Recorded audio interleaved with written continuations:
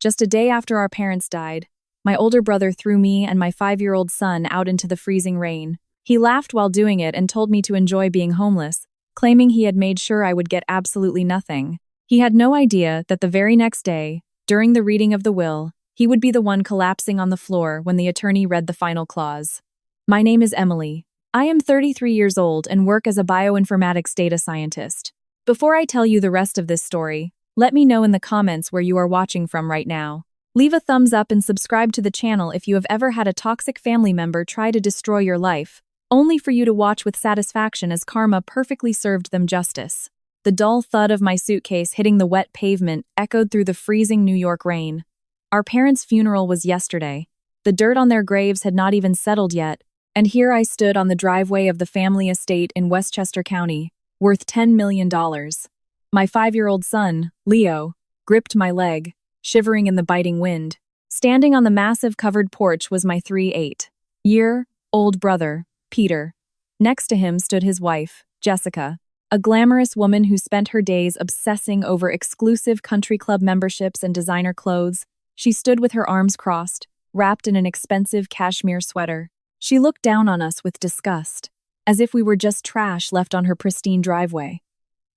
Leo whimpered quietly, and his small raincoat slipped from my hands, landing on the bottom step of the porch.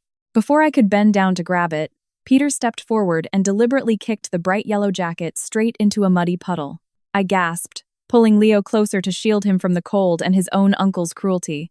"The free ride is over, Emily," Peter snarled, pointing a manicured finger at me. "Mom and Dad are dead, and that means your time leeching off this family and this house has officially come to an end. I am the sole legal heir to this estate. Get off my property before I call the police and have you escorted away for trespassing." Jessica leaned against one of the massive stone pillars, slowly swirling a glass of wine in her hand. "Honestly, Emily, it is just embarrassing," she said, her voice dripping with fake sympathy. "You are a single mother who sits in front of a computer all day, typing in data, or whatever you call that nonsense you consider a career. Peter is a managing director at a wealth management bank. He is the pride of this family. You have always been a stain they tried to hide. Now pack up your brat and go find a homeless shelter." I stared at both of them, feeling the freezing rain soak through my clothes. I did not scream. I did not cry. I simply squeezed Leo's small hand tighter, making sure he felt safe even with a monster standing on the porch.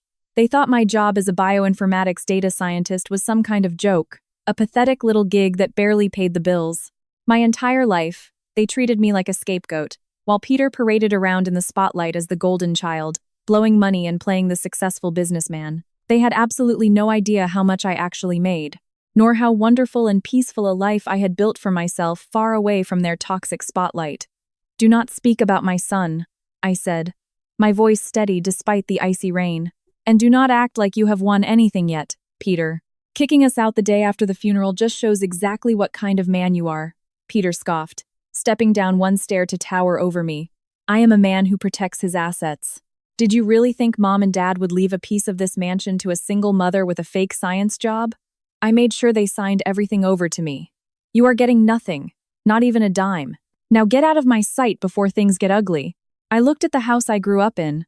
Massive windows, perfectly manicured lawns, heavy oak doors that were now closed to me. For years, I endured their malicious remarks at family holidays, their subtle jabs about me being a single mother, their endless bragging about Peter rubbing shoulders with high society. My parents often stayed quiet to keep the peace, avoiding confrontation with Peter because his temper could be unpredictable.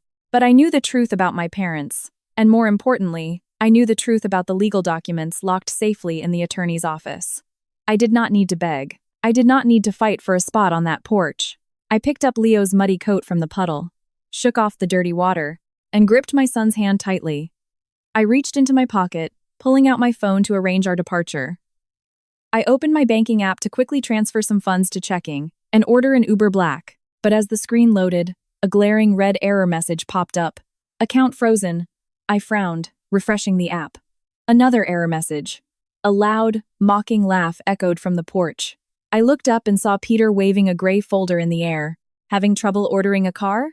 he yelled over the sound of the rain. I took the death certificates to the bank first thing this morning. I froze all the joint family accounts. Every single one. You cannot touch a penny of Mom and Dad's money. Jessica giggled, resting her head on Peter's shoulder. Looks like you will be taking the bus, Emily. Just make sure Leo does not drip mud on the seats. They truly thought they had backed me into a corner. For years, I kept a joint account with my parents to help them manage household bills when their health began to decline. Peter assumed that was my only source of money. He assumed my job as a bioinformatics analyst paid a pathetic entry-level salary. He always called me an overrated computer nerd. He had no clue that analyzing massive genomic datasets for private pharmaceutical companies came with incredibly lucrative compensation. I did not panic. I simply closed the banking app and opened my purse. I pulled out my physical wallet just to prove a point and slid a sleek, heavy, black metal credit card from the leather slot. It was an exclusive, invite-only card that required massive annual spending and even higher income just to maintain.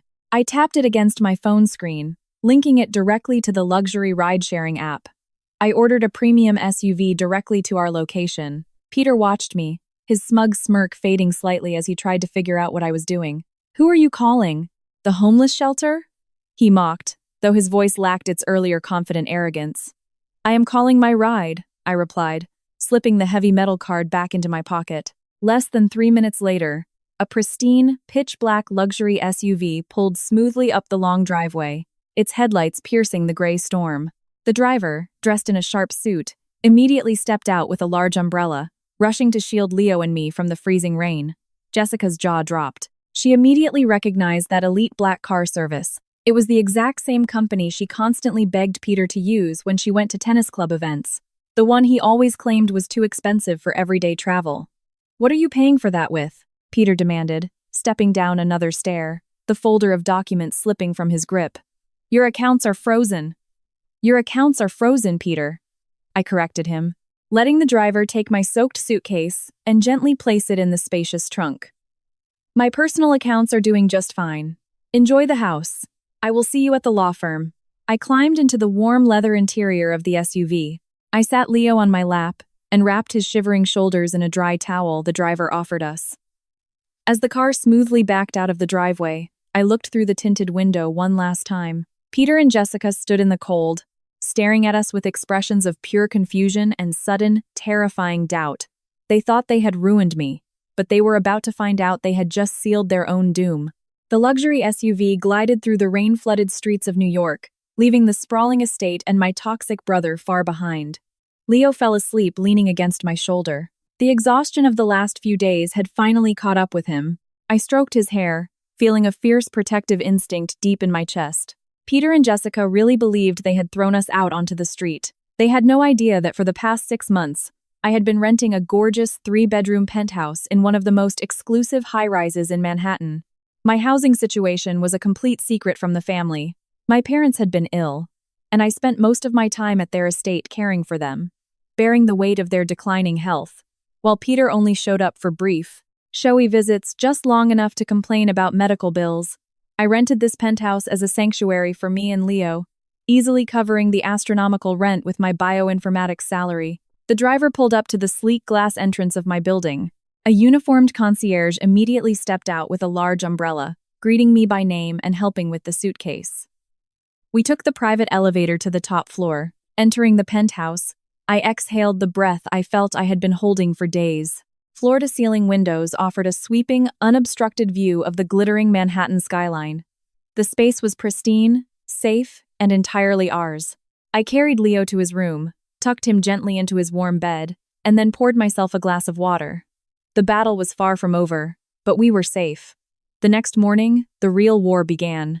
I woke up early, made Leo a stack of pancakes, and sat at the kitchen island with my coffee to check my phone. My screen was flooded with notifications. Dozens of texts, missed calls, and social media alerts. I opened Facebook first, and my blood boiled. Jessica had posted a long, dramatic essay, accompanied by a black and white photo from my parents' funeral. She tagged absolutely every member of our extended family, along with half the regulars at her precious elite country club. The caption was a masterpiece of manipulation. "It truly breaks your heart to see the greed of some people during times of immense grief," Jessica wrote. "Yesterday, right after we buried my beloved in-laws, Peter's sister Emily tried to extort money from us. When we refused to drain the family accounts to fund her irresponsible lifestyle, she flew into a massive rage, grabbed her poor child, and ran out into the pouring rain.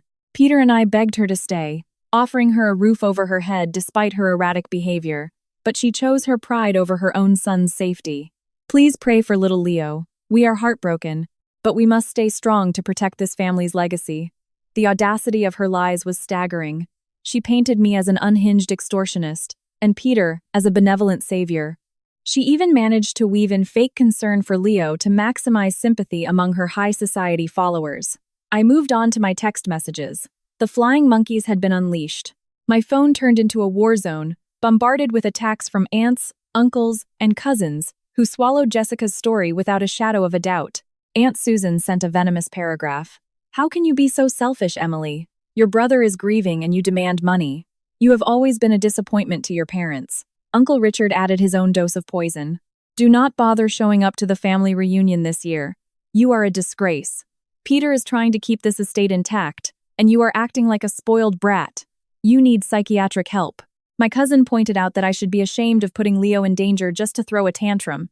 They were relentless. The years Peter spent spinning his tales at family barbecues while I was busy studying or working had solidified my role in their eyes as the unstable failure of the family. They loved tearing me down. It made them feel superior. I watched the notifications pour in one by one, each more vicious than the last. A younger, weaker version of me might have cried. I might have frantically typed out paragraphs in my defense, begging them to believe the truth, posting my own screenshots to clear my name. But I was no longer that girl. I was a three-year-old woman who analyzed complex genetic algorithms for a living. I knew how to look at data, remove the emotional noise, and execute a flawless strategy. Arguing with fools on the internet was a waste of my time. I locked my phone screen, took a calm sip of coffee, and dialed the only number that actually mattered: Attorney Davis. He was 65 years old, a sharp, seasoned estate lawyer who had managed my parents' legal affairs for over 2 decades. He picked up on the second ring. "Emily," he said, his voice serious but surprisingly calm. "I was hoping you would call. I assume you have seen the circus your sister-in-law is putting on online." "I am currently the most hated woman in the family," I replied smoothly.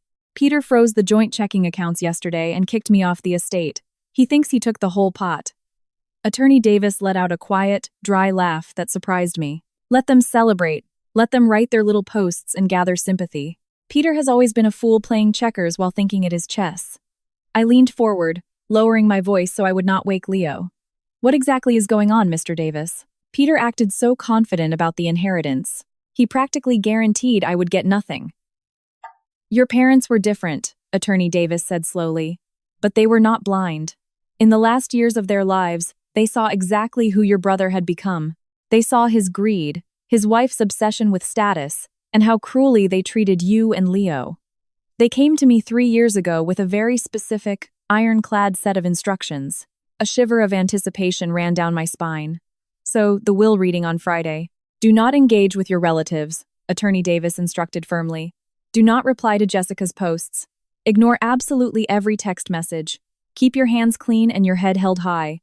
Just show up at my firm this Friday at 10:00 a.m. for the official reading of the will. Dress sharp." He paused, and I could practically hear the satisfying smirk on the old lawyer's face. "Your parents knew exactly who Peter was. The trap is already set, Emily. Just wait until Friday." I hung up and looked out over the city. A slow, genuine smile brightened my face. Peter and Jessica thought they had written the final chapter of my life. They were about to discover they had just directed their own destruction. I poured the rest of my coffee into the sink, feeling lighter than I had in months. Friday could not come fast enough. Friday morning greeted me with a clear, crisp sky. I woke up with a feeling of deep peace.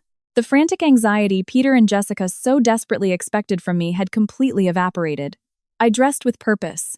I bypassed my usual comfortable work clothes and pulled a perfectly tailored navy blue suit from the closet, one I bought after cashing out a massive stock bonus. I paired it with simple, elegant heels. I looked exactly like who I really was. A highly successful, independent woman who did not need a dime from anyone. I dropped Leo off at his elite private prep school, hugging him goodbye tighter than usual. He was safe, unaware of the storm raging in our family, and that was all that mattered to me. I then ordered a private car to Midtown Manhattan and stepped out in front of the massive glass skyscraper that housed Attorney Davis's law firm. The receptionist led me to the main conference room at the end of the hall. The heavy mahogany doors were already open. I walked in and saw Peter and Jessica treating this prestigious law firm like a VIP booth at some club. Jessica was practically vibrating with excitement. She wore a bright red designer dress that screamed for attention and clutched a luxury handbag on her lap. But it was her wrist that caught my eye. She was wearing my late mother's vintage, solid gold Rolex. It was a family heirloom, something my mother explicitly told me she wanted to pass down to her granddaughter one day. Jessica had clearly raided my parents' safe before the funeral was even fully over. She noticed my stare and deliberately adjusted her sleeve to show it off even more, shooting me a vicious, triumphant smile. Peter lounged in a leather executive chair at the head of the table, looking like a king waiting for his crown. He wore a custom-tailored suit and was fiercely scrolling through something on his phone, probably browsing luxury cars or new real estate investments. When he saw me walk in, he let out a loud, theatrical sigh. Well, look who graced us with her presence, Peter mocked, tossing his phone onto the polished wooden table. Did you walk all the way downtown, Emily? I heard the homeless shelters are pretty packed right now. I hope you brought a sleeping bag for you and the kid. I did not take the bait. I pulled out the chair across from them, sat down, and folded my hands neatly on the table. You should save your energy, Peter, I said, my voice perfectly controlled. You are going to need it today. Jessica burst into a sharp, mocking laugh. Oh, look at her trying to act brave. It is just pathetic. We know you are broke, Emily. Everyone in our social circle knows what a failure you are. You tried to extort us and it failed. And now you are going to sit here and watch Peter inherit an empire while you get absolutely nothing. Attorney Davis walked into the room through a side door, carrying a thick leather binder. His face was a mask of absolute professional detachment. He did not bother with any warm greetings or sympathetic platitudes. He simply took his seat at the center of the table, adjusted his glasses, and opened the binder. We are gathered here for the reading of the last will and testament of your parents, Attorney Davis announced, his voice cutting through the tension in the room. This document supersedes all previous versions and was drafted with full medical consent and psychiatric evaluation to guarantee its absolute legal authority. It is ironclad. Peter leaned forward, literally salivating with excitement. Let us skip the legal jargon. Davis, let us get straight to the assets. Let us get this over with so I can call my real estate agent. Attorney Davis shot Peter a look that could freeze water. I advise you to listen carefully, Peter. I will read this exactly as it was written. The lawyer cleared his throat and began reading the formal declarations. I watched Peter impatiently tap his shoe against the floor, while Jessica gripped his arm, her eyes wide with greedy anticipation. To my eldest son, Peter, Attorney Davis read aloud, his voice steady and clear. I leave the primary family estate, the property located in Westchester County, along with all adjoining land and furnishings. Peter threw his hands up in a silent gesture of victory. Jessica practically squealed, leaning over to kiss him forcefully on the cheek. We did it, honey, she whispered loudly. The house is ours. Attorney Davis did not pause. Furthermore, to Peter, I leave the entirety of Adams Wealth Management, including the corporate name and its associated operating licenses. Peter slammed his hand on the table in pure ecstasy. The firm and the house. He turned his gaze to me, his face twisting into a mask of pure malice. You hear that, Emily? I got everything. I am the sole owner of the estate and the firm. You are officially erased from this family. I will make sure you never find a job in this city again. You are a nobody. I did not even flinch. I kept my eyes locked on Attorney Davis. The lawyer did not close the binder. He waited patiently for Peter's outburst to end. Attorney Davis adjusted his glasses again, looking over the frames at my brother. Peter, I strongly advise you to sit back down and remain silent until I am finished. Inheriting these assets comes with specific, binding encumbrances. Peter rolled his eyes, leaning back in his chair with a heavy sigh. Fine, read the fine print. It is probably just some back property taxes. I will pay them out of the corporate accounts by tomorrow afternoon. Attorney Davis turned a page. The rustle of the thick paper sounded incredibly loud in the quiet room. The real estate property inherited by Peter is encumbered by a reverse mortgage executed 36 months prior to our passing, Attorney Davis read, his tone completely flat. The current debt, which has accrued significant compound interest, becomes due and payable immediately upon the execution of this will. The total balance owed to the bank is exactly $12 million. The blood drained from Peter's face so fast he looked physically ill. The arrogant smirk vanished, replaced by an expression of pure horror. "What?" he choked out. "12 million? That is a mistake. That house is only appraised at 10 million. "It is no mistake," Attorney Davis replied coldly. "Your parents extracted the total equity value from the estate to fund other ventures. Failure to settle this $12 million debt within 30 days will result in immediate foreclosure, asset seizure, and personal bankruptcy of the inheriting party. As of today, you are legally liable for this debt."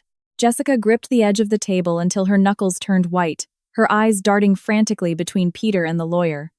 "Peter, what is he talking about? You said we were rich. You said the house was ours, free and clear." "Shut up, Jessica," Peter snarled, panic bleeding into his voice. He slammed both hands on the table, glaring at the lawyer.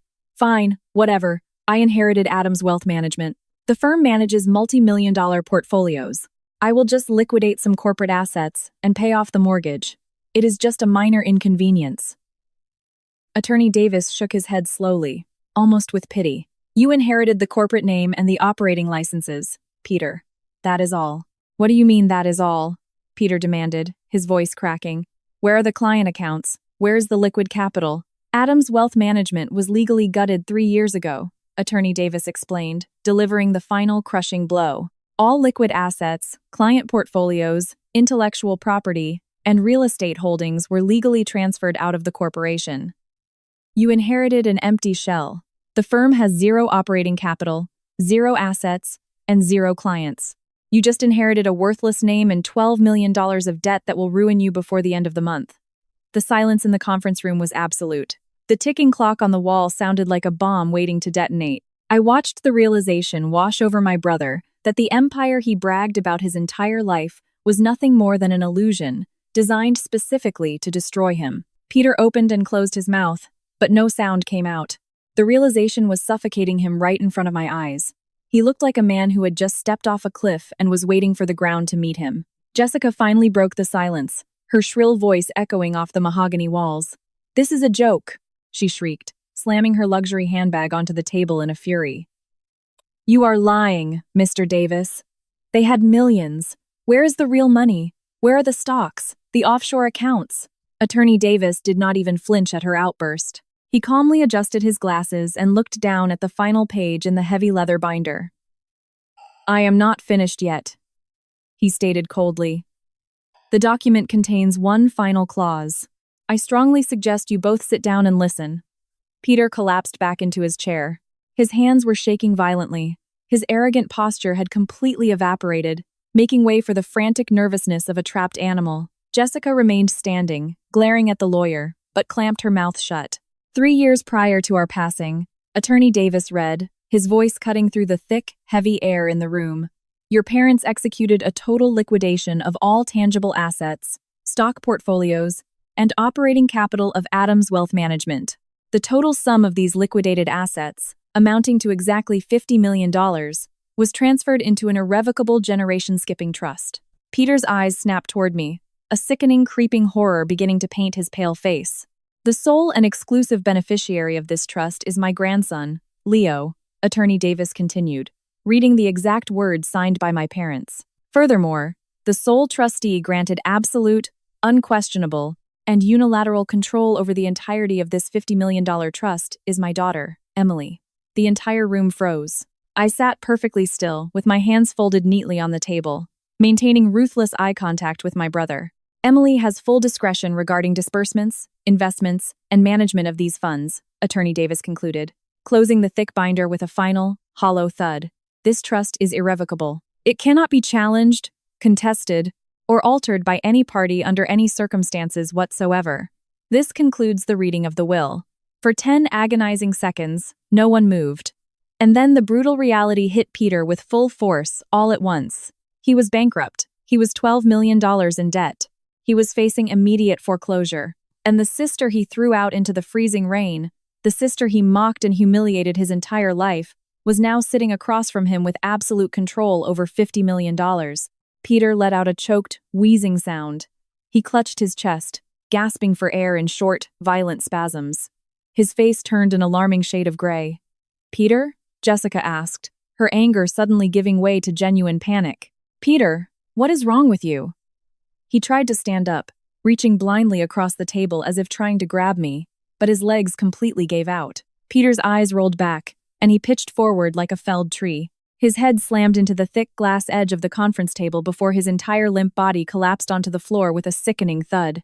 He was completely unconscious. Jessica let out a blood-curdling scream. She dropped to her knees beside him, frantically shaking his shoulders. Call an ambulance! Someone call 911! He is not waking up! She shrieked, her perfect high society facade shattering into pieces. Attorney Davis calmly picked up the desk phone and pressed a button, instructing the reception staff to contact emergency services. He did not look panicked. He looked like a man who had just successfully executed his client's final wishes.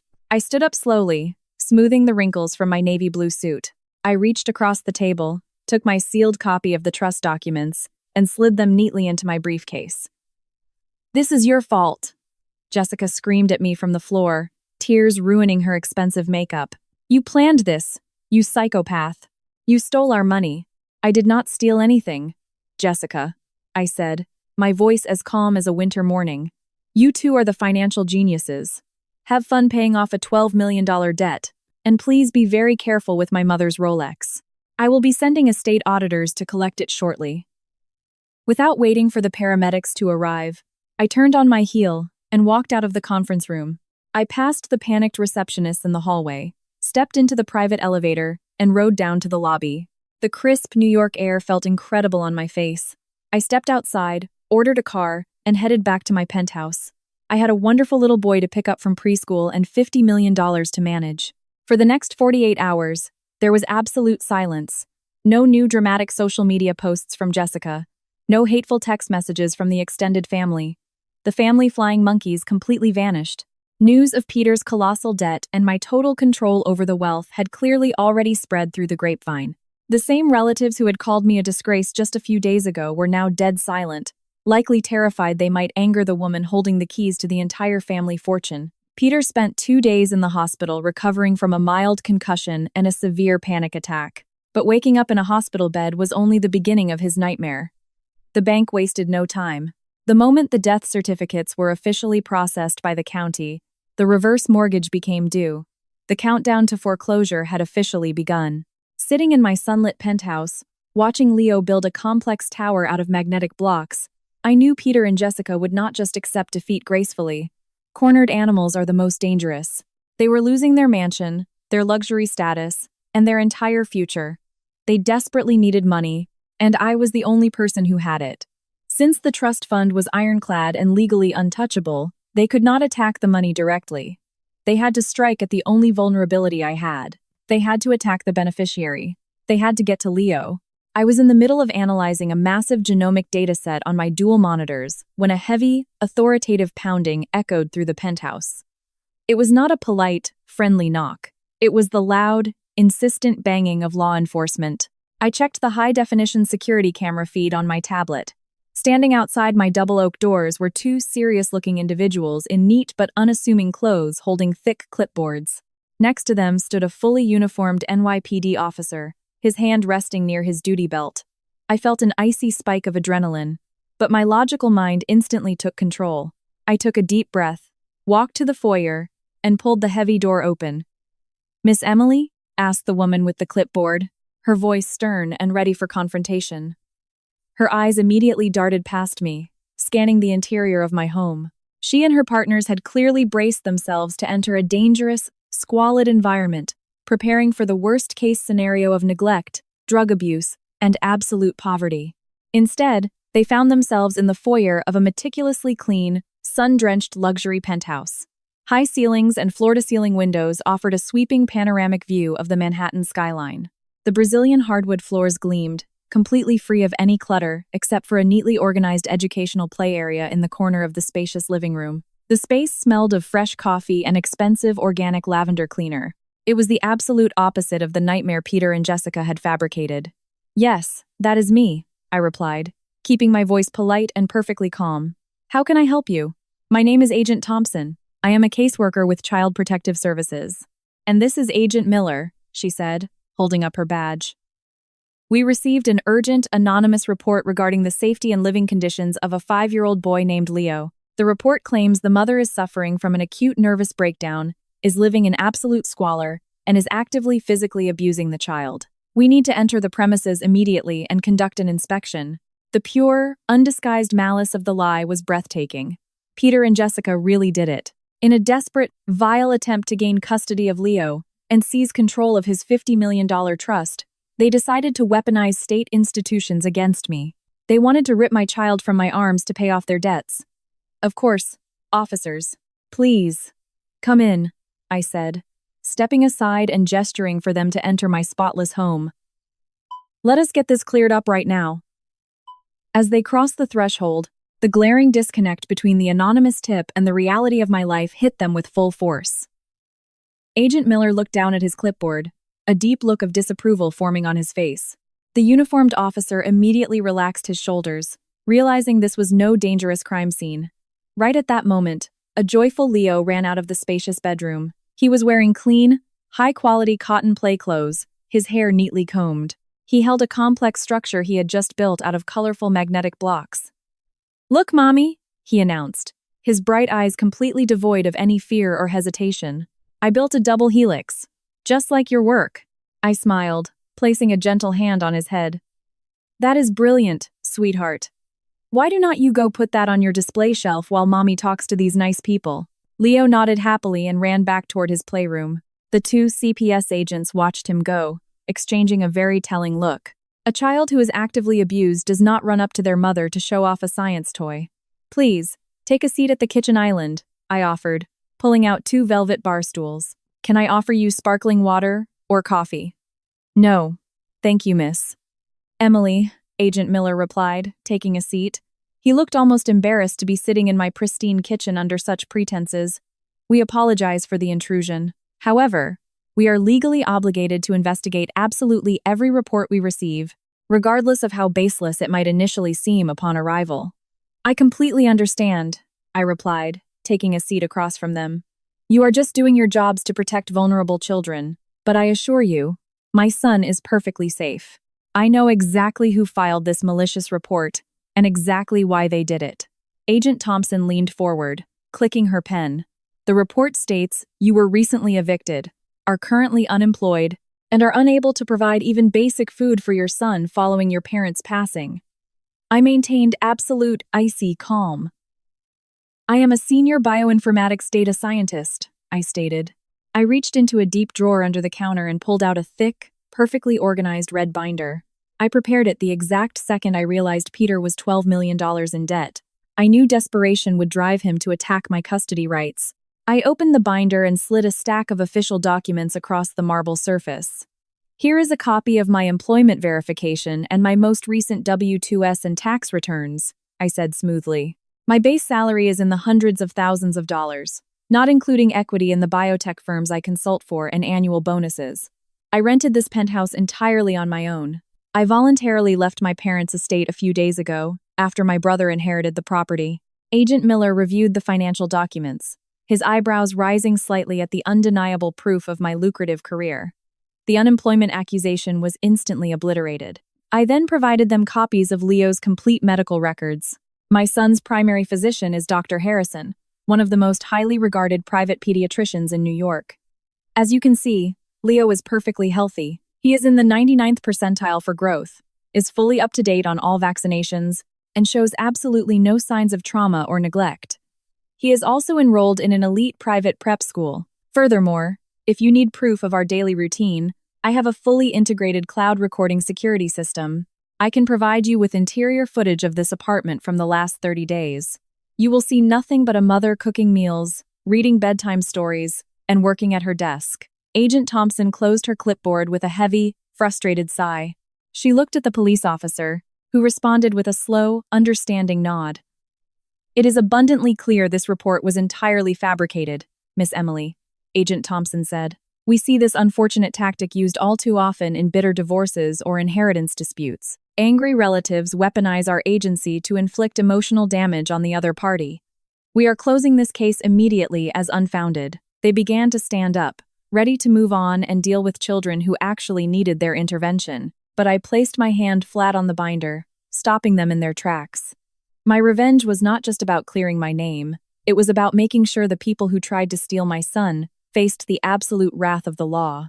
"Before you leave, officer, I have an official request," I said, shifting my gaze to the uniformed NYPD officer by the door.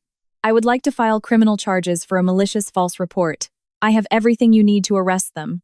The officer stepped forward, his posture shifting from passive observer to active investigator. He pulled a small notepad from his chest pocket. "I am listening, ma'am," he said, his voice dropping an octave into a serious professional tone. "Filing a false CPS report is a very serious crime. What evidence do you have regarding the identity of the caller?" I turned the pages to the second half of my thick red binder. "I apply the same rigorous logic in my personal life as I do with massive genomic datasets," I explained. "I do not rely on emotions. I rely on undeniable patterns and concrete evidence." This anonymous tip came from my brother, Peter, and his wife, Jessica. I outlined the timeline with clinical precision. 3 days ago, my parents' will was read. My brother inherited the family estate and firm. However, in that exact same moment, he learned the property carries a reverse mortgage debt of $12 million that is due immediately. I handed the officer a copy of the official bank letter warning of foreclosure and the debt documentation provided to me by Attorney Davis. "Furthermore," I continued, smoothing a page flat on the marble, "my brother has a documented history of severe gambling addiction and aggressive financial recklessness." I slid over a copy of public judgment records and debt collection notices against Peter, which I easily pulled using basic background check software. He is completely bankrupt. At that very same will reading, he discovered my parents liquidated their actual wealth and transferred $50 million into an irrevocable generation-skipping trust. The sole beneficiary of that trust is my 5-year-old son, Leo, and the sole, unquestionable trustee with absolute control over those funds is me. The CPS agents and the police officer stared at the documents in absolute silence. The motive was so glaringly obvious it practically glowed in the dark. "They are drowning in $12 million of immediate debt," I stated, my voice ringing with cold authority. "They tried to weaponize the state to kidnap my son. Their goal was to deem me unfit so Peter could file for emergency legal guardianship of Leo in family court. If he gained custody of the beneficiary, he would try to force the dissolution of the trust fund to pay off his massive debts and save his mansion." I looked straight into the officer's eyes. Filing a false CPS report is a serious crime, especially when done maliciously to gain leverage in a financial dispute. They wasted your time, diverted critical state resources away from children who are actually being abused, and tried to traumatize my 5-year-old son just to score a payday. I want them to face full criminal liability to the maximum extent of the law. The officer carefully took the red binder from my hands, his face drawing into a tight, furious line. Law enforcement officers absolutely hated having their authority manipulated by greedy, vindictive people. "You have presented an incredibly thorough chain of evidence, Miss Emily," the officer said, tucking the binder securely under his arm. "We take the weaponization of Child Protective Services for personal vendettas extremely seriously. I will hand this directly to our lead detective at the precinct. We will subpoena the phone records and IP addresses linked to that anonymous tip. If the digital trail leads to your brother or his wife, they will be facing severe criminal charges." "Thank you, officer. That is all I ask," I replied, walking them back to the foyer. As the heavy oak door clicked shut behind them, I leaned against the cool wood and let out a long, calm breath. Peter and Jessica had fired their most powerful and dangerous weapon, and I had effortlessly caught it and pointed it right at their heads. They thought they could bully a data scientist with a sloppy, emotionally desperate lie. They entirely misunderstood the type of war they had just started. They were no longer just facing foreclosure. They had just brought a criminal investigation upon themselves. But sending them to jail was a matter for the state. Destroying the fake, glittering celebrity empire they cared about more than oxygen, that was a matter for me. I walked over to the kitchen island, opened my sleek laptop, and logged into a highly secure financial portal. As the trustee of a $50 million fund, I had immense power and unlimited capital at my fingertips. I drafted a secure message to Attorney Davis and a team of corporate takeover lawyers. I did not want to just passively watch Peter lose the family mansion to a faceless bank. I wanted to personally hold the deed in my hand the moment they were thrown out onto the street. It was time to buy my brother's debt. The secure message to Attorney Davis was sent instantly. Within 48 hours, the corporate takeover lawyers executed my instructions flawlessly. The bank holding the $12 million reverse mortgage on my parents' estate was absolutely thrilled to offload toxic, high-risk debt in exchange for a lump sum cash payment. They transferred the deed and all associated foreclosure rights directly to a holding company managed by my trust. I closed the laptop with a satisfying click. I no longer just held the purse strings. I was the legal owner of the very roof over Peter and Jessica's heads, and the clock on their legal eviction had just officially run out. While the police actively tracked IP addresses to link the malicious CPS call to my brother, Jessica was burying her head in the sand, playing the grand high society lady. My network of former colleagues and downtown acquaintances kept me informed. Despite the fact that she and Peter were facing imminent bankruptcy and the specter of serious criminal charges, Jessica stubbornly refused to cancel her annual charity gala at the ultra-exclusive Oakbrook Club. For a socialite like her, maintaining the illusion of wealth was more vital than oxygen. She foolishly believed that if she just threw one more lavish, champagne-soaked party, she could corner a few of her wealthy friends and coerce them into a massive bridge loan to save the estate. She was completely detached from reality. I decided this was the perfect moment to make a public appearance. I stood in my spacious walk-in closet and selected my armor for the evening. I bypassed standard business suits and pulled out a stunning, floor-length emerald silk gown. It was subtle but radiated undeniable, quiet wealth. I paired it with a simple diamond tennis bracelet and slipped the freshly acquired foreclosure and eviction notices into an elegant clutch. I did not need an invitation to Jessica's little charity party. What my family never bothered to learn about my career was that top-tier bioinformatics consulting required intense networking with pharmaceutical executives and biotech venture capitalists. 4 years ago, I personally purchased a platinum membership at the Oakbrook Club to host client dinners. It was an elite status funded entirely by my massive salary. My family had absolutely no idea that I held a higher social standing in their precious club than they did. I stepped out of my private car and handed the keys to the valet outside the club. The grand ballroom was a sea of crystal chandeliers, string quartets, and the clinking of expensive crystal glasses. I walked through the double oak doors, my emerald gown catching the warm light. The room buzzed with the superficial chatter of New York's elite, completely oblivious to the storm I was about to unleash. It took Jessica exactly 4 minutes to spot me. She was holding court near a towering champagne pyramid, wearing a loud, overly sequined designer dress that screamed desperation rather than elegance. Her dark skin was flawless, and her hair was styled in intricate waves. But the frantic energy radiating from her betrayed the severe financial panic she was desperately trying to hide. Peter stood a few steps behind her, sweating profusely in his rented tuxedo. His eyes darted nervously around the grand ballroom, flinching at every sudden noise as if expecting the police to arrive with an arrest warrant at any second.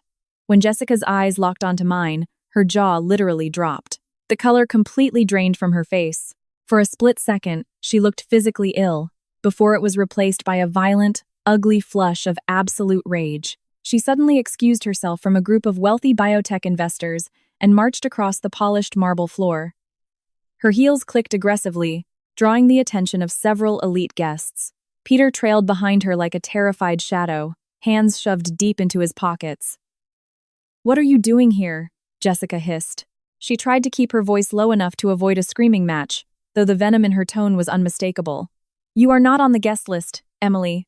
This is an exclusive charity gala for people who actually have money. You cannot just crash an elite country club party because you are desperate for a free meal." I took a slow, elegant sip of sparkling water a passing waiter had just handed me. "I am a member here, Jessica." "I have been for years," I replied, my voice perfectly level and calm. "I just prefer using the private dining rooms to conduct actual business deals instead of throwing fake charity events to beg for loans." Jessica's eyes narrowed into furious slits. "Security!" she barked, raising her hand and snapping her manicured fingers at the tall, broad-shouldered head of security standing near the main entrance. The man walked over immediately, his face a mask of professional courtesy, though his eyes assessed the situation with sharp vigilance. "Yes, Mrs. Adams?" the manager asked, keeping his hands clasped behind his back. "I demand you remove this woman from the premises immediately," Jessica demanded, pointing a manicured finger right at my face. "She is an uninvited guest. She is completely broke. She has no right to be here and is actively harassing me and my husband. Throw her out right now." The head of security looked at me, then pulled a sleek iPad from his jacket pocket to verify the guest list and club registry. By now, a small crowd of socialites, prominent investors, and club regulars had naturally formed a subtle circle around us, drawn like moths to the undeniable drama unfolding on the floor. "I am sorry," Mrs. Adams, the head of security, said smoothly, looking up from his tablet and addressing Jessica directly. "But Miss Emily Adams is a platinum member in excellent standing. She has full, unrestricted access to all club facilities at any time, including the ballroom." Jessica let out a snort of pure, undisguised disbelief. "That is literally impossible," she yelled, pointing at me again. "She is a single mother working a pathetic desk job. She just got evicted. Check your system again. Her card must be stolen or fake." The manager's professional courtesy finally began to crack under the weight of Jessica's shrill, insulting demands. He stood taller, his voice noticeably colder and louder. "My system is perfectly accurate, ma'am," he stated, his words carrying clearly to the surrounding guests who were hanging on every syllable. "Miss Emily purchased a platinum membership 4 years ago, and her dues are fully paid. However, since we are currently verifying accounts per club policy, I am obligated to inform you that your own legacy membership has just been flagged in our system." Peter groaned, burying his face in his hands. He knew exactly what was coming. He knew the illusion was over. "What do you mean, flagged?" Jessica demanded, her voice trembling as the cold prick of fear finally pierced her delusional bubble. "I am hosting a charity event here. I am an honorary member. Your honorary membership has been officially suspended pending immediate board review," the manager announced. He did not lower his voice to spare her feelings.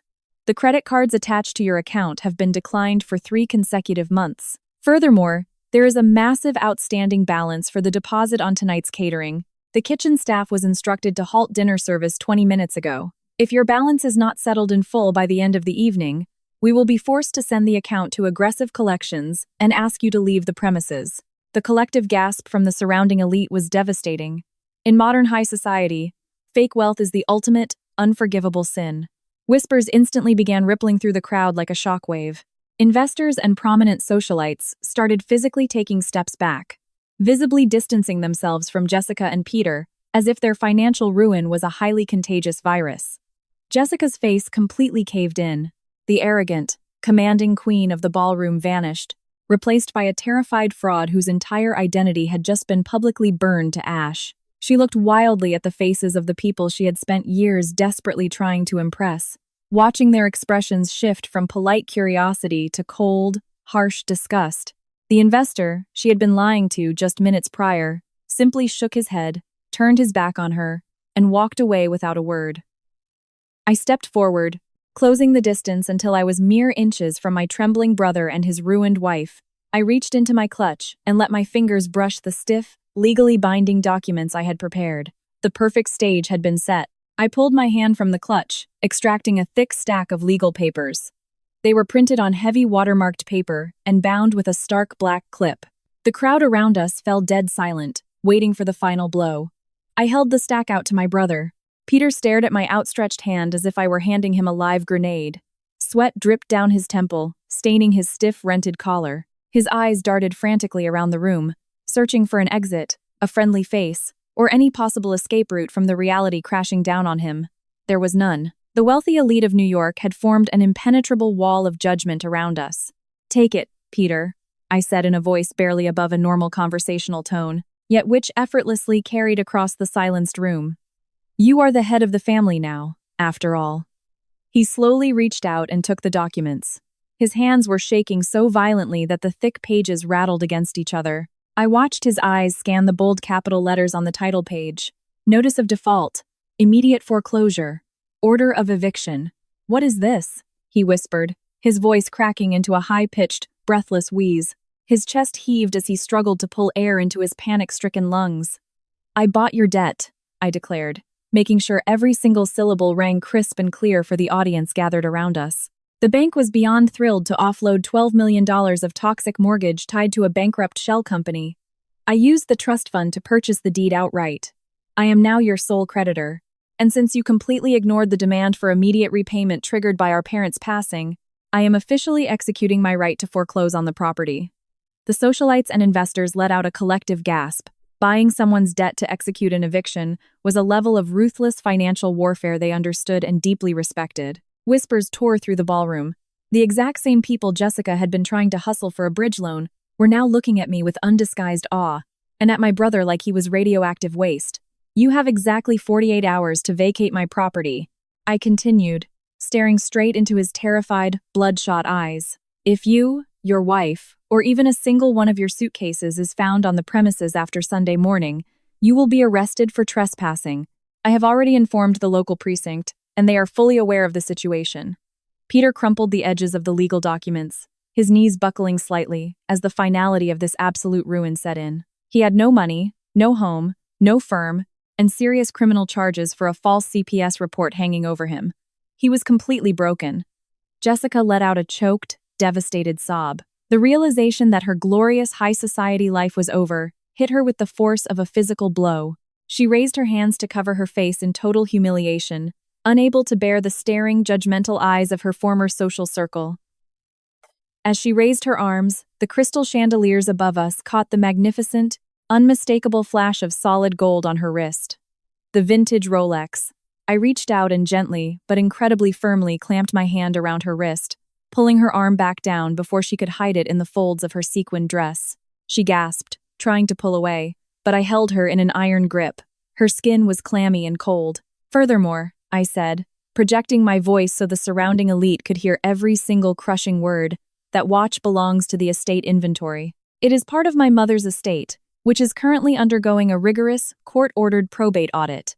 You took it from the safe when my parents were barely in the ground." Jessica shook her head frantically. Tears ruined her careful makeup, running down her cheeks in dark, messy streaks of mascara. She whimpered, her voice cracking in a desperate, pathetic lie. "She gave it to me. It was a gift. Everyone in this room knows exactly what kind of relationship my mother had with you, Jessica," I countered smoothly. "She would not have given you a used tissue, let alone her prized vintage Rolex. Wearing misappropriated assets of this value, or trying to pawn them to pay off your overdue catering bills at a country club, is a very serious felony pursued by the district attorney." I let go of her wrist and held my hand out flat, demanding, "Take it off," I ordered. My tone left absolutely zero room for negotiation. Surrounded by New York's absolute elite, completely exposed as a fraud, a bankrupt failure, and a common thief, Jessica simply broke. The pressure of the staring crowd and the undeniable threat of criminal charges crushed the last ounce of defiance out of her. Her fingers clumsily fumbled with the complex gold clasp. Her hands were shaking so violently she could barely undo the mechanism. She let out a pathetic, whimpering sob as she finally managed to slide the heavy gold watch off her wrist. She dropped it into my outstretched palm like a defeated prisoner, surrendering her last weapon. The heavy gold felt cool and solid in my hand. I safely slipped the Rolex into my clutch and snapped it shut. I looked at the two of them standing there, completely stripped of their pride, their wealth, and their dignity. They had tried to throw me and my 5-year-old son out into the freezing rain, certain I would just fade away into poverty. They drastically underestimated my intelligence, my resources, and my absolute refusal to be a victim. "Enjoy the rest of your evening," I said, flashing them one last chilling smile of absolute victory. "And good luck packing." I turned my back on them and walked away. I did not rush. I maintained a calm, elegant pace across the polished marble floor. The crowd of wealthy investors, socialites, and club executives parted before me, instantly stepping aside to give me a wide path. They offered respectful nods, admiring stares, and absolute silence. I had not just defeated Peter and Jessica, I had completely annihilated them in their own arena, using their own rules against them. As I walked through the double oak doors and handed my ticket to the valet, the cool night air washed over my face. I felt a deep, incredible sense of closure. The heavy, suffocating weight of their lifelong emotional abuse had been completely lifted from my shoulders. My phone buzzed in my clutch. It was a notification from my penthouse security system, showing that Leo was sleeping soundly and safely in his warm bed. I smiled as I slid into the back seat of my waiting private car. The storm was finally over, and the future belonged entirely to us. Back inside the grand ballroom of the Oakbrook Club, the atmosphere morphed from a lavish celebration into a scene of active decay. The heavy oak doors had barely clicked shut behind me when the collective shock of the New York elite finally broke. In modern high society, many flaws can be overlooked or politely ignored. Greed is expected. Arrogance is tolerated. Infidelity is simply great gossip. But fake wealth is the ultimate, absolutely unforgivable sin. The moment the illusion of money vanishes, the social safety net evaporates right along with it. Peter stood rooted to the polished marble floor, staring into the empty space where I had just been standing. The foreclosure notice trembled in his sweaty hands. He looked up, his bloodshot eyes silently pleading with the surrounding crowd for any kind of lifeline. He found only a hard wall of cold, unflinching judgment. The distinguished investor who had been listening to Jessica's pitch moments earlier stepped forward. He did not offer a handshake or even a single word of comfort. He simply signaled his associates with a sharp nod. "We are leaving," he announced, his voice completely devoid of any warmth. The group of biotech investors and real estate moguls turned their backs in unison, leaving half-full champagne flutes on the nearest tables. They walked away without a single backward glance, severing all professional and social ties with Adams Wealth Management in a fraction of a second. The remaining guests quickly followed suit, physically moving away from Peter and Jessica as if the bankrupt couple were radiating a toxic disease. Jessica watched her carefully curated network crumble before her very eyes. The wealthy friends she had courted for years, the people she ruthlessly sucked up to for club invitations and charity board seats, now treated her like a total stranger. Or worse, a con artist. Several prominent socialites indignantly pulled their silk shawls tighter around their shoulders and openly scoffed as they walked past the ruined couple. The final blow of the evening came in the form of the catering manager. He marched across the emptying dance floor, flanked by two massive security guards. He did not bother with the respectful tone he usually reserved for club members. "Mr. Adams," the manager stated, crossing his arms, "your outstanding balance for tonight is $75,000. Since your membership and associated accounts are officially suspended, I require an immediate alternative form of payment, a wire transfer or a certified check. If you cannot produce those funds right now, I am instructing my staff to clear the tables, and the club will file charges for fraud and theft of services already rendered." Peter opened his mouth, but only a pathetic stammering sound came out. He frantically patted his tuxedo pockets, a pointless gesture from a man who knew perfectly well his bank accounts were entirely frozen by a $12 million debt. He had absolutely nothing to give them. Jessica stared at her husband. For 5 years, she had anchored her entire identity to his promised empire. She tolerated his arrogance, his gambling addiction, and his family drama because he provided the mansion, the designer clothes, and the elite status she craved above all else. She gleefully joined him in throwing me out into the freezing rain, entirely certain they were both apex predators at the top of the food chain. But looking at Peter now, sweating and shaking under the unforgiving glare of the crystal chandeliers, the devastating reality finally shattered her delusions. Peter was no king. He was no financial genius. He was a colossal failure who had dragged her straight into the abyss. He was a sinking anchor, and she was chained tightly to him. Something inside Jessica completely snapped. "You worthless, pathetic liar!" she shrieked, the raw volume of her voice freezing the departing guests in their tracks. Peter flinched, raising his hands in a defensive gesture. "Jessica, please, keep it down. People are staring. We can fix this. I just need to make a few calls." "Call who?" Jessica screamed, lunging toward him with such ferocity that Peter stumbled backward. "What firm?" "Your sister just bought our debt. She owns the house. She owns the very ground you are standing on. You told me you were a multimillionaire. You told me we were royalty in this city. You promised me an empire, Peter, and you gave me a $12 million eviction notice." "Jessica, calm down," Peter begged, his face flushing a deep, humiliating crimson. "We are in public. I do not care," she roared, entirely unhinged. "You made a fool out of me. You let me stand here and beg these people for investments while we were literal bankrupts. You let me wear a stolen watch. I am facing the DA because of your incompetent, greedy stupidity." She lunged forward and shoved him hard in the chest with both hands. Peter stumbled backward, his expensive dress shoes slipping on the polished marble.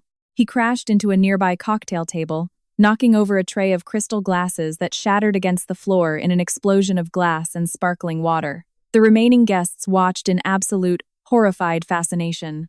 The club security guards stepped forward, ready to intervene, but the catering manager held up a hand, allowing the spectacle to play out. "You ruined my life!" Jessica shrieked, her voice cracking with hysterical rage. She snatched the foreclosure notice from his trembling hands and threw the papers right in his face. They fluttered around him like a flock of dead birds. I am done with you. Do you hear me? I am completely done. I am not going down for your fake CPS reports. I am not going to prison for your stolen money. I am filing for divorce the exact second I wake up tomorrow. Peter sat on the floor amidst the broken glass, looking up at his wife with a mix of terror and total defeat. Jessica, you cannot leave me. We are in this together. I never signed up to be homeless, Jessica spat, her eyes burning with cold, calculating survival instinct. I am taking whatever cash I have left in my private account and getting out of here. Face the police and the eviction on your own. Have fun with your empty shell company, Peter. Without a single glance backward, Jessica turned on her heel and marched toward the exit. She did not look at the stunned socialites or the whispering investors. She shoved past the head of security, pushed open the heavy oak doors, and disappeared into the New York night. Peter was left on the floor of the grand ballroom, completely isolated amidst the ruins of his fake empire. The music had stopped, the wealthy elite had abandoned him, his wife had publicly dumped him, and a massive $12 million debt hung over his head like a guillotine. He stared blankly at the crystal shards glittering on the marble floor, their sharp edges reflecting the brutal reality of his absolute ruin. The catering manager stepped forward, looking down at my brother with zero sympathy. You have exactly 5 minutes to vacate these premises, Mr. Adams, he stated coldly.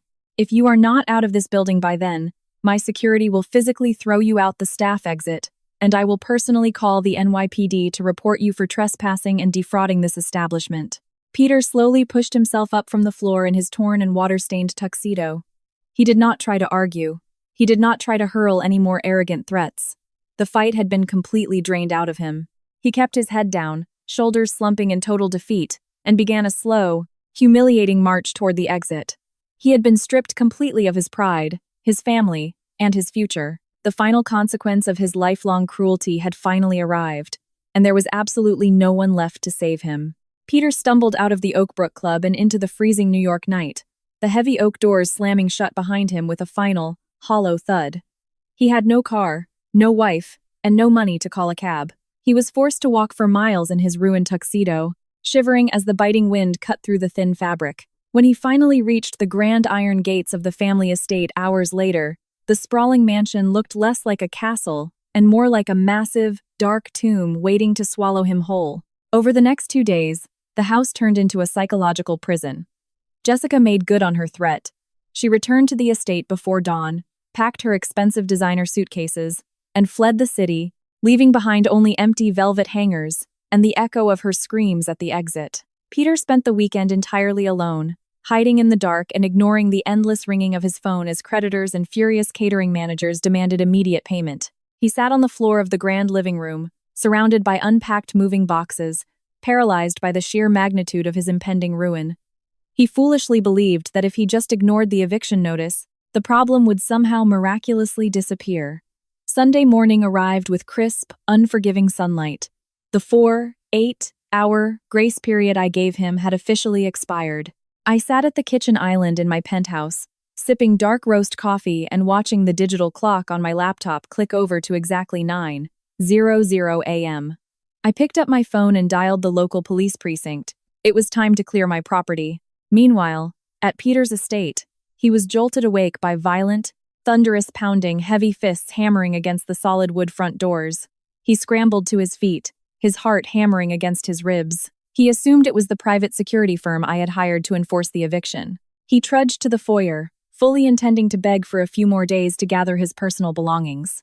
He pulled the heavy door open, squinting against the harsh morning light. It was not private security standing on the grand porch. It was a squad of fully uniformed Westchester County police officers, accompanied by a plainclothes detective holding a thick case file. "Peter Adams?" the detective asked, his voice sharp and completely devoid of sympathy. Peter swallowed hard, his throat dry as bone. "Yes. Listen, I know about the foreclosure. I just need a little more time to pack my things. You cannot just throw me out on the street without warning." The detective stepped forward, crossing the threshold without asking permission. "We are not here about your foreclosure, Mr. Adams, though you will be vacating the premises immediately. I am Detective Miller. We are executing an arrest warrant." Peter's knees buckled slightly. "An arrest warrant for what? For the club catering bill? Turn around and place your hands behind your back," a uniformed officer ordered, grabbing Peter's arm and spinning him around by force. The cold, Heavy steel of handcuffs clicked securely around his wrists. "You are under arrest for maliciously filing a false Child Protective Services report," Detective Miller announced, reading directly from the warrant. "We obtained a subpoena for the IP addresses and phone records tied to the anonymous tip filed against your sister, Emily Adams. The digital trail led directly to the secure router inside this exact house. We also secured metadata matching your personal cell phone. Filing a fabricated child abuse report to weaponize a state agency as a tool for revenge is a severe felony under New York law, carrying years of mandatory prison time." Peter let out a pathetic, whimpering gasp. He tried to squirm, but the officers held him firmly in place. "It was my wife!" he shouted instantly, throwing Jessica to the wolves in a desperate bid to save his own skin. "Jessica made the call. She was the one who wanted custody of that kid. I had absolutely nothing to do with it." "You can tell that to the judge," the detective replied coldly. "Your wife is currently a person of interest, and we will be issuing a nationwide warrant for her. But the device you used belonged to you, and the financial motive directly benefits you. You have the right to remain silent. I strongly suggest you start using it." As the officers dragged Peter down the front steps of the mansion, he stole and shoved him into the back of a waiting cruiser. My phone rang in the penthouse. It was Attorney Davis. The older lawyer sounded more animated than I had ever heard him. "Emily, I trust the police have arrived at the property by now?" the attorney asked. "They are executing the warrant right now," I replied, watching the live feed from the estate's exterior security cameras on my tablet. "They are packing him into the back of a squad car. Eviction and arrest all at once." "Excellent," Attorney Davis said, though his tone quickly shifted into a much darker, more serious register. "However, I spent this weekend conducting a forensic audit of the documents Peter forced your parents to sign 3 years ago, the ones that allegedly gave him control of the Empty Shell Company and the estate itself. I found something highly disturbing." I set my coffee mug down, my attention instantly laser-focused. "What did you find?" "Your brother was not just greedy, Emily. He was a vicious criminal," the lawyer explained. "I cross-referenced the exact dates and times those signatures were executed against your parents' palliative care medical records. On the days Peter brought the notary in to sign over the deeds and corporate licenses, both of your parents were heavily sedated on intravenous fentanyl and high doses of morphine. They possessed zero legal or mental capacity to sign such documents." A cold wave of absolute fury washed over my body. I knew Peter was a monster, but imagining him standing over our dying parents, shoving a pen into their shaking, drugged hands just to secure a mansion he could not even afford to maintain. It was a level of depravity that demanded total annihilation. "He coerced them," I stated, my voice dropping to a lethal whisper. "He did something far worse than coerce them," Attorney Davis corrected me. "He intentionally withheld their pain medication dosages until they complied with his demands." I secured sworn affidavits from 2 hospice nurses who witnessed his behavior, but were threatened with termination if they spoke up. They are now ready to testify in court. "What are the exact legal implications of this?" I asked, my analytical mind already calculating the next strike. "This opens a devastating, multi-jurisdictional investigation into elder abuse, financial exploitation of vulnerable adults, and massive fraud," Attorney Davis detailed. "I have already handed all the medical and legal documentation over to the district attorney. They are assigning a special prosecutor to this case. Peter is not just looking at a few months for a fake CPS call anymore. He is facing decades in a maximum security prison." I looked out through the floor-to-ceiling windows of my penthouse, watching the morning sun illuminate the Manhattan skyline. Peter spent his entire life treating me like dirt on his shoe. He believed that because he wore expensive suits and talked loudly, he was untouchable. He mistook my quiet, analytical nature for weakness. He had dug his own grave. "Mr. Davis," I said quietly, "he certainly did, Emily. And you just gave him the headstone." I hung up and walked over to the play area where Leo was happily putting together a wooden puzzle. I knelt down and kissed the top of his head, feeling a deep, unbreakable peace. The law was finally closing its jaws around my brother, and its teeth were sharp, relentless, and perfectly designed to rip his fake empire to absolute shreds. While Peter sat in a police holding cell, breathing in the stench of industrial bleach and pure despair, Jessica was orchestrating a masterclass in ruthless survival instinct. She did not just walk away from her marriage, she executed a tactical retreat, using a scorched earth strategy. I watched the court filings pop up on my secure desktop with almost clinical fascination. Jessica hired the most aggressive, cutthroat divorce attorney in New York, using the last drops of liquid credit she legally had access to. The divorce petition cited irreconcilable differences, but the sworn affidavit attached to it completely threw my brother to the wolves. To protect herself from the looming criminal charges, Jessica officially testified against Peter regarding the fake CPS report. In a statement made under penalty of perjury, she claimed Peter orchestrated the entire malicious call and forced her to participate under the threat of extreme emotional and financial blackmail. It was, of course, a blatant lie. Jessica had been a willing, enthusiastic participant in the attempt to take my son, but it was a brilliant legal maneuver designed to secure her own immunity.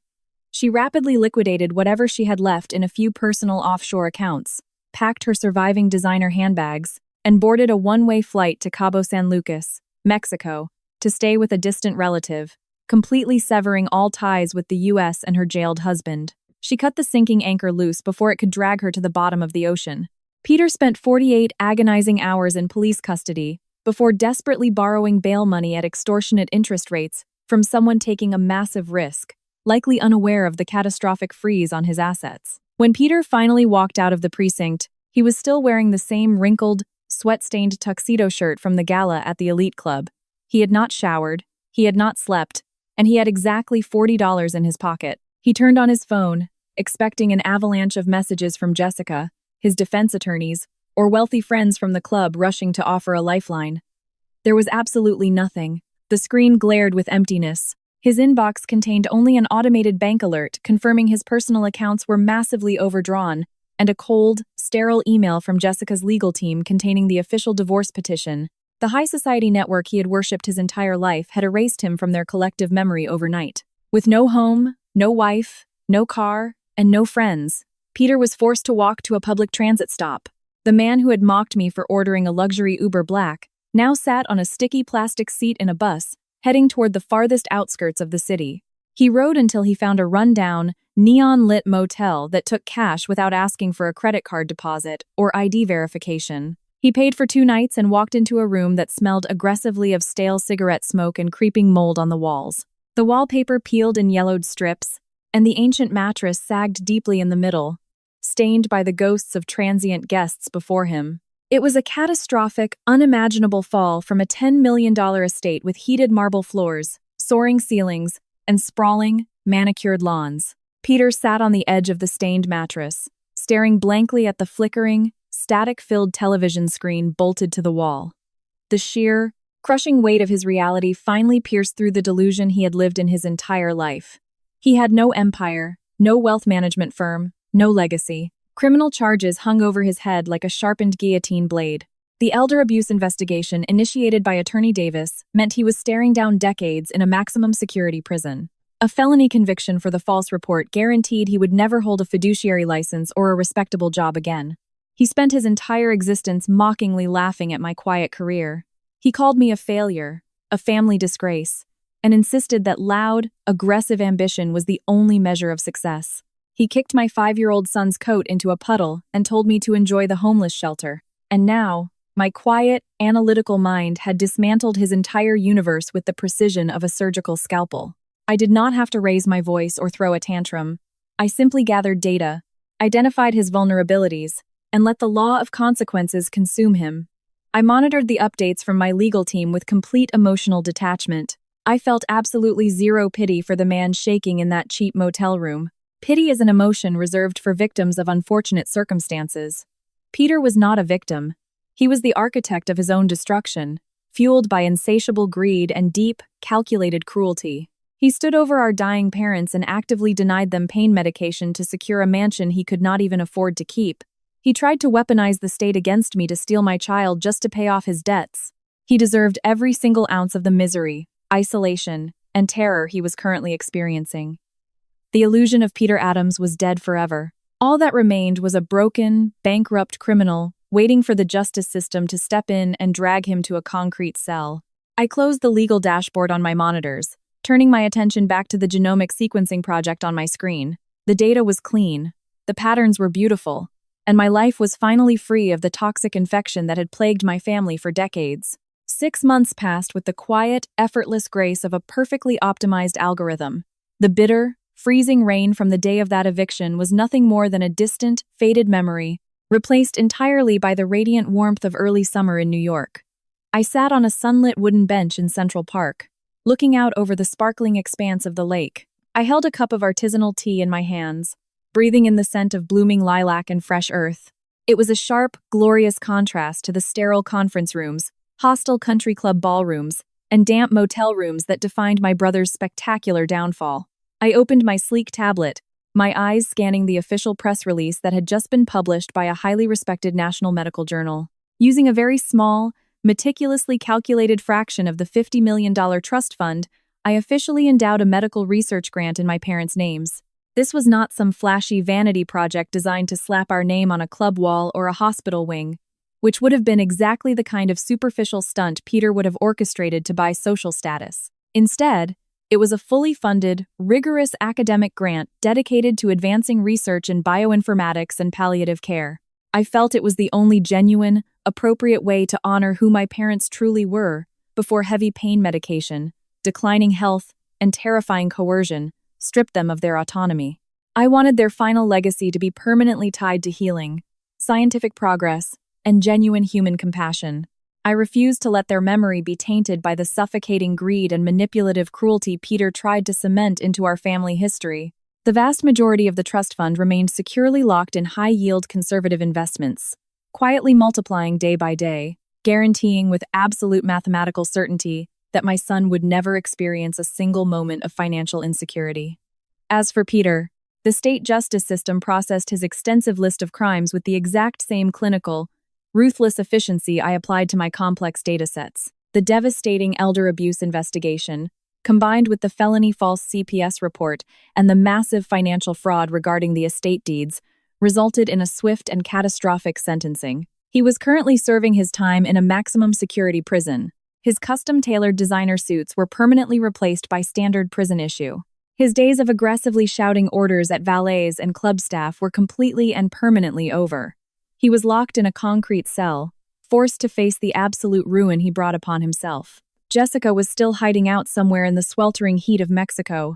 My lawyers informed me that, while dodging aggressive debt collectors, she was working some miserable retail job and desperately pretending she had not actively participated in a conspiracy to kidnap a child. Both of them had completely evaporated from my universe, swept into nothingness by the precise, unwavering consequences of their own malicious actions. I did not waste a single second of my day thinking about their misery. They were simply deleted files, completely erased from the operating system of my life. I looked up from the glowing screen, my heart swelling with an overwhelming, powerful love as I watched Leo playing in a sandbox just a few yards away. He laughed with a bright, uninhibited, melodic sound that carried beautifully on the gentle breeze. He was building a giant, highly detailed castle out of wooden blocks and wet sand, completely untouched by the malice and venom that had nearly swallowed him whole just 6 months ago. Leo did not remember the cold rain on the porch of the foreclosed mansion. He did not know about forged documents, the panicked fleeing of high society, or heavily armed police officers knocking on our door. He simply knew that he was loved beyond measure, that his world was safe and predictable, and that his mother would gladly move heaven and earth and legally destroy anyone in her path to protect him.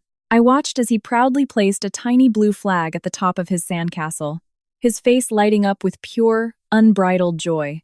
For 33 years, I allowed society's traditional definition of family to keep me tethered to toxic people who viewed my quiet, analytical nature as a fundamental weakness. I endured endless mockery, dismissive sneers, and profound emotional neglect because I was conditioned to believe that blood required infinite, unquestioning loyalty. But blood does not require you to set yourself on fire just to keep toxic people warm. True family is not determined by a shared last name, a line on a birth certificate, or an inheritance document. True family is built entirely on a solid, unshakable foundation of mutual respect, hard personal boundaries, and unconditional protection. You do not owe your abusers a seat at your table just because you share the same genetic material. I protected my child from a deeply broken environment. I systematically outsmarted the greediest, most ruthless people I had ever known, without once compromising my own integrity. I weaponized their own blinding arrogance, letting their hubris walk them straight into a perfectly designed legal trap. And in doing so, I built a life so structurally sound, so financially and emotionally secure, that no one will ever be able to threaten my peace again. I took a deep, refreshing breath of the warm summer air, leaning back comfortably against the wooden bench. Leo suddenly abandoned his sandcastle and ran over to me, his small sneakers thudding softly against the grass. He handed me a bright green leaf he had found, presenting it as if it were a priceless gemstone. I smiled, accepting the gift and pulling him into a tight, impossibly secure hug. Peter and Jessica spent their entire lives desperately chasing an empty illusion of power, constantly mistaking cruelty for strength and designer tags for actual value. But they fundamentally and entirely misunderstood the true nature of victory. The ultimate, sweetest revenge was not the legal foreclosure, the humiliating public bankruptcy, or even the lengthy prison sentence. The ultimate revenge was exactly what I was experiencing right now. It was my absolute, undisturbed, and completely untouchable happiness. The deepest lesson from this story is this: biological ties never justify toxic behavior. True family is built on a foundation of mutual respect, safety, and unconditional support, not just a shared last name or the promise of an inheritance. When facing manipulative and greedy relatives, setting ironclad boundaries is not an act of cruelty. It is an essential act of self-preservation.